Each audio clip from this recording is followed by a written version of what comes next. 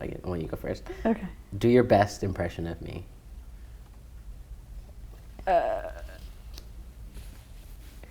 What was the word we were talking about this morning? The what? The word that you always say. Oh, excuse. Yeah. Like if I said something like somewhat rude or like intriguing, yeah. I'd be like, excuse? Okay. That's how I look. That's how I sound to you? Yeah. Yeah. What are your 3 favorite moments we share? 3 favorite moments. 3 favorite moments. I'd say the first time I told you that I loved you was a good moment. I feel like once was like in your room, and then we had a conversation about it like at a party or something. Yeah. I feel like I had been drinking just a little, and we had talked about it. Well, that was the first time that I said yeah. it to you. Yeah. But the one where we were like laying in my bed. That was me. Yeah. That was a good moment. And I think also at the party, like when you told me that you loved me for the first time, like a happy kind of like a moment of relief, I think. So that's 1, 2. And I think like the third one sounds bad, but it was like right after surgery, and I was at a low point and I was very scared. And I remember like looking up and like you being there, and and I asked you like, hey, can you call my mom so she can come? It just felt nice to have you there, and I felt supported and safe. You knew exactly what I needed, and like helping me afterwards, and like the 2 or 3 weeks that I needed like for recovery, like being able to like lean on you and stuff was like all together like one really kind of like warm feeling. You know what I mean? I mean, I like literally took you to the bathroom in the hospital. Yes. And you were like, can you stand outside, please? You're making me nervous. Yeah, I was like, please get out of the bathroom. I can do this. Like, but over here, like you're gonna fall. But all together, it was like a very kind of like warm, like that part experience. Not the surgery and the pain and all that other stuff, but like But like having you there. Yeah. What do you think I struggled to tell you? I think that you struggle to express how you're feeling when I tend to like overlook your wants and desires. Yeah, I think that, so like last weekend or 2 weekends ago when we did everything that I wanted to do and kind of overlooked the things that you were saying you wanted to do, it took you almost all day to like tell me how you were feeling. Like we were literally in bed about to go to sleep and then you're like, hey. I was like, what? I've been with people who are a ton more vocal about what they want to do. And I think that because you're like a person, a people pleaser, like you tend to put your other people's wants and desires in front of yours. And that just hasn't been my experience in the past with other romantic partners. And it's something that I'm getting used to. And I have to be more considerate. I care about you. Thanks. No, and I totally understand that. And I think that, being in a relationship and being able to put what you want on the back burner sometimes, but also if that's how I think, then I should also learn to either be okay with it or try and be more comfortable saying things to you. I always think that if I say something, I'm going to ruin it or sound selfish if I say, I don't want to do that. You know, and that's probably unrealistic. If I say, hey, I'd rather do this for dinner or I'd rather like go here for vacation, that your response will probably be okay, or let's talk about it, or like, sure. Instead, I think the worst. And I think if you say, I really want this, and I say, well, I don't want that, then something bad's going to happen. I don't know. And then I don't say anything. Okay.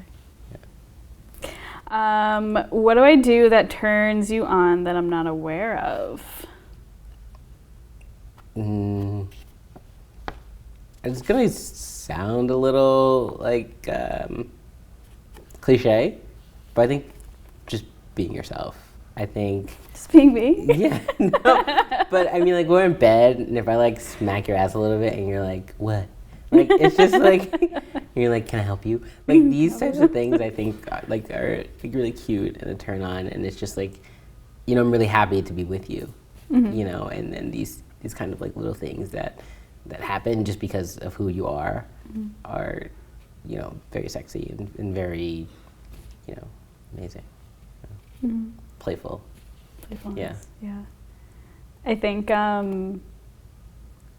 like when you dance is a huge turn on for me. Oh. I really like when you dance.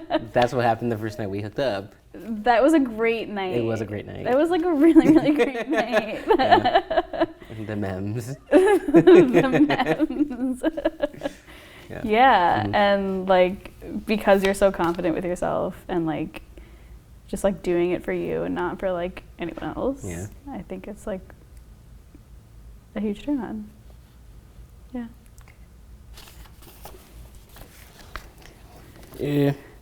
How have I changed since we first met, and how do you feel about it now? Maybe when we first met in college, you were dating your ex. Yep. And you continued to date her for like many years after, until this past summer. Yeah. But I mean, I think when we first started dating, you were only like 6 months on T. We first started. I mean, when we first met. Yeah. Yeah, you were 6 months on T. Yeah. And I remember you just not looking like you do now. Big facts. Big facts. But I don't remember, like, when I first met you, I don't remember, like questioning your identity at all. Yeah. So, like, physically, like, you have changed, for sure. I checked. Can confirm. Yeah. And then, like, personality-wise, I think you've matured a ton. Especially, like, in relationships and realizing, like, what you should be in a relationship for and, like, the reasons for that. And like being with your ex probably wasn't, like we've talked about this before, like not the right reasons, and it was just more out of like comfortability and I think definitely grown since then. Yeah. Thanks. How do you love me? How do you love me? How do you, I guess, like, how do you show your love for me? Yeah.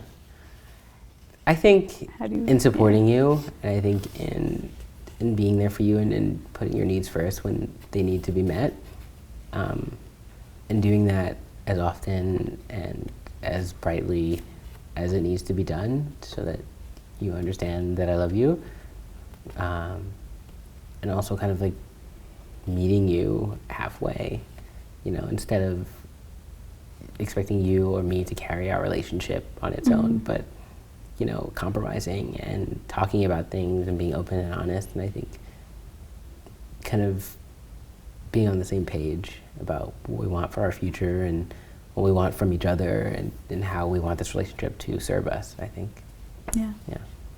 Yeah, I think that's all pretty accurate on my end too. Oh, good. Yeah. But just supporting you when you need it the most, and you know, giving you advice when you ask for it. Sometimes I don't. Sometimes you don't ask. Sometimes I just give it. But really, just like supporting you, and in every sense of the word, from work to friends to family to you and I to experiences and baggage and all of it, and I'm loving you to the best way I can. Thanks, baby. Yeah. And that's a wrap. That's a wrap.